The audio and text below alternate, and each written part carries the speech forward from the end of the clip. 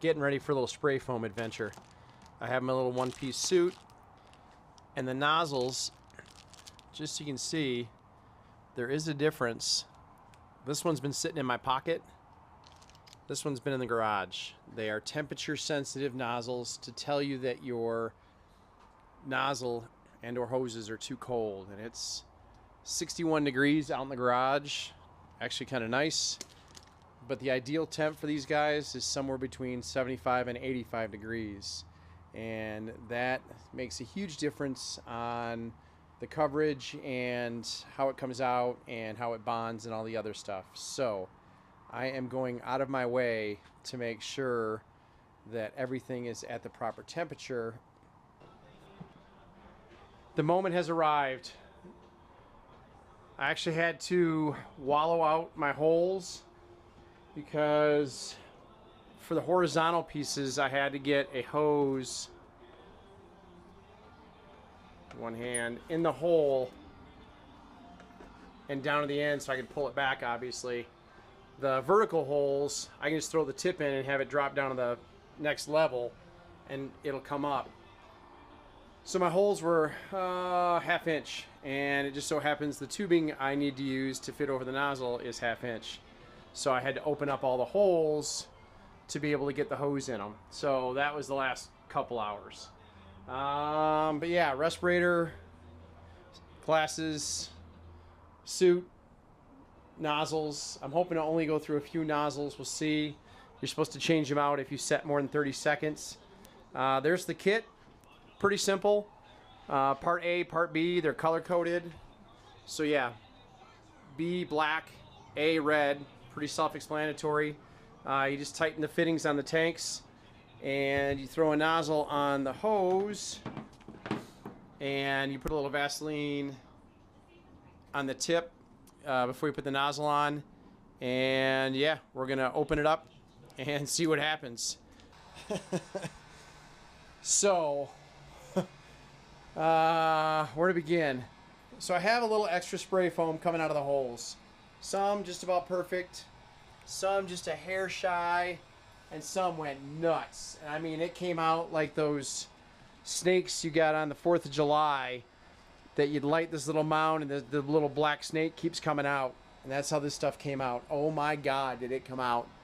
I started figuring it out as I started going around the rig. Every now and then I'd hit a little too much in each one, but this is not a neat process at all, as most of you would assume.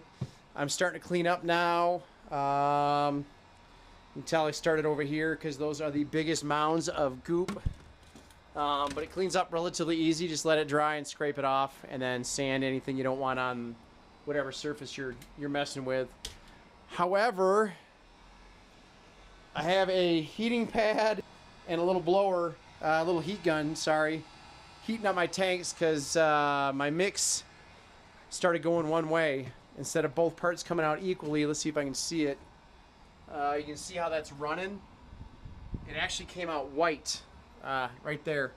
It came out white and did not expand because that was one part. So I have 1, 2, 5 of these little guys to fill yet. And the troubleshooting said wrong temperature. So we're heating it up. Gonna see what happens. While that's going on, I am cleaning up the mess. So that's where I'm at, tube. I have the lower half of everything done, and some of the upper rail done, and some of the upper framing done. So maybe halfway. And I think I'm just halfway on the foam. It's gonna be close. Foaming it up, tube. Foaming it up.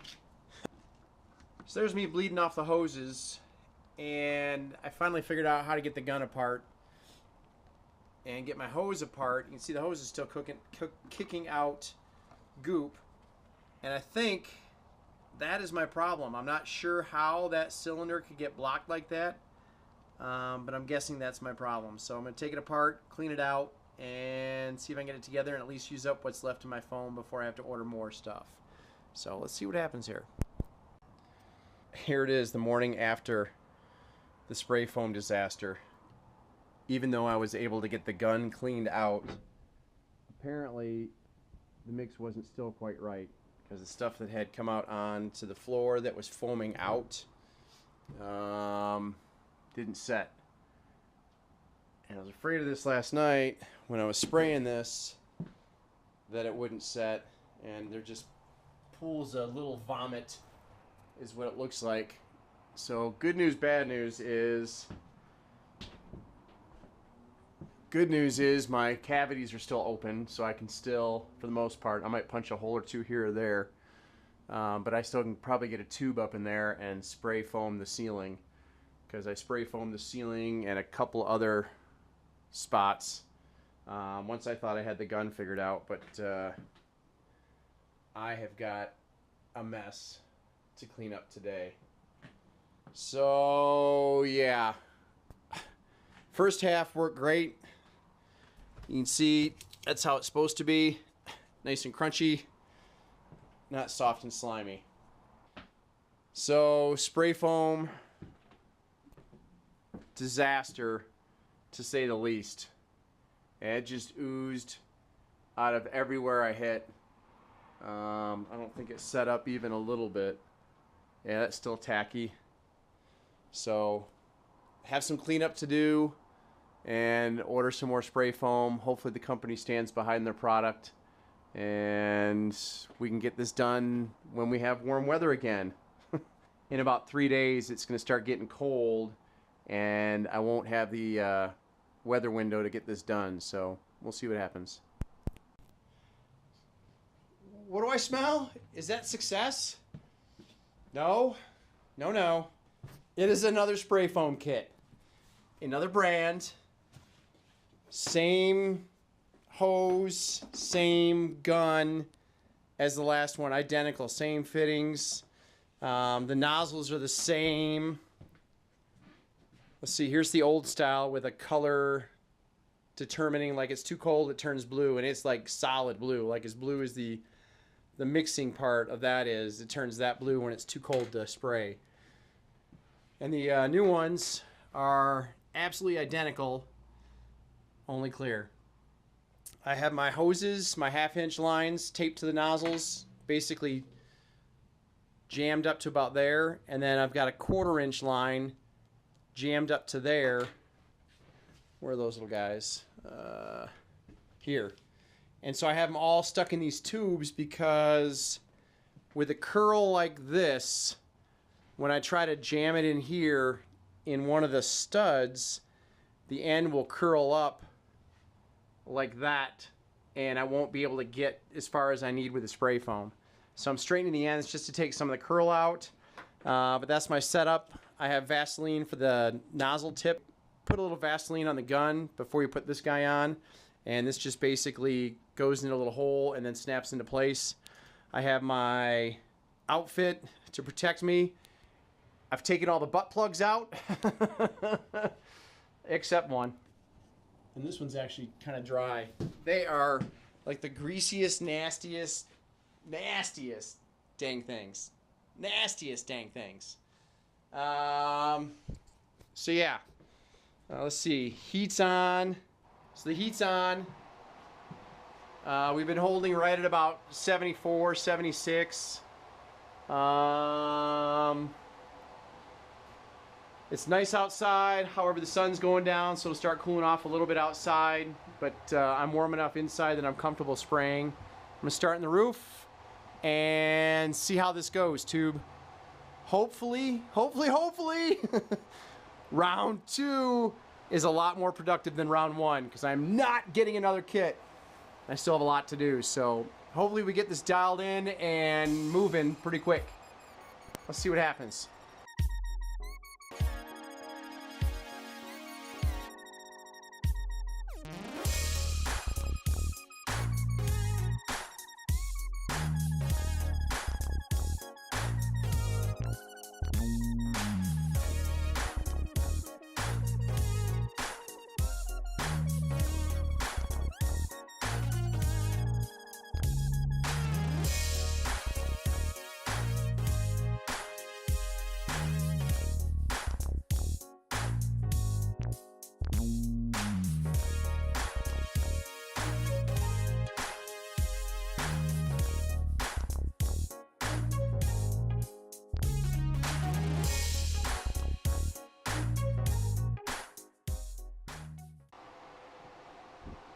Let's see.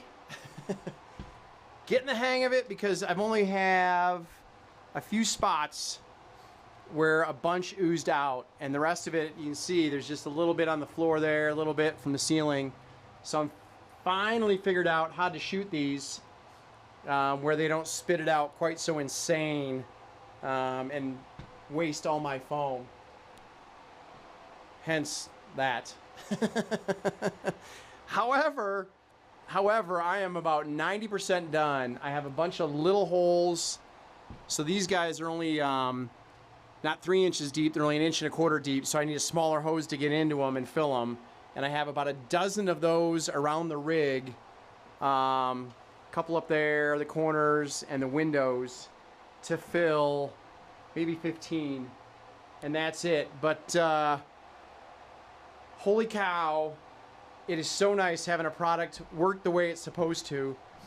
And I've only had to use two of my nozzle setups, so these guys. And it's only been, I don't know what time it is, 5:15, it was 40.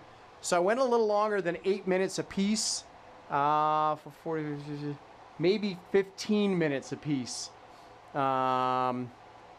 give or take. And actually that's not true because I had downtime between the two nozzles. So it was probably 8 to 10 minutes because I was pretty cautious about that. But it worked great. This is pour in or slow rise foam. And the reason it's nice is because what happens is, let's see if I can get in here.